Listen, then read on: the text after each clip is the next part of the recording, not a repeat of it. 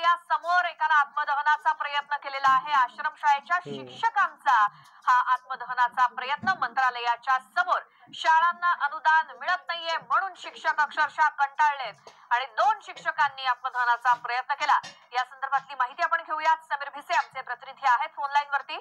समीर, शाळांना अनुदान मिळत नाही त्यामुळे हा प्रजासत्ताक दिनाचा मुहूर्तच त्यांनी निवडला आणि हा सगळा प्रकार काय माहिती? नक्कीच श्वेता, आजच्याच दिवशी अशा पद्धतीने जर आश्रमशाळेतल्या शिक्षकांना आणि संस्था चालकांना जर आत्महत्येचा प्रयत्न करावा लागत असेल तर म्हणावी लागणार आहे। गेल्या अनेक वर्षांपासून हे सर्व प्रयत्न करतात अनुदान मिळवण्यासाठी, कारण का सर्व अनुसूचित जातीच्या मुलांसाठी जी आश्रमशाळा चालवतात।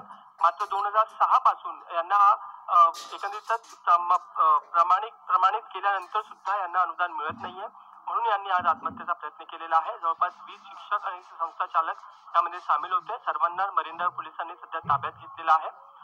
एकंदरीतच फुले शाहू आंबेडकर निवासी आश्रमशाळा ही योजना आहे राज्य सरकारची, त्या अंतर्गत यांना अनुदान मिळणं अपेक्षित आहे।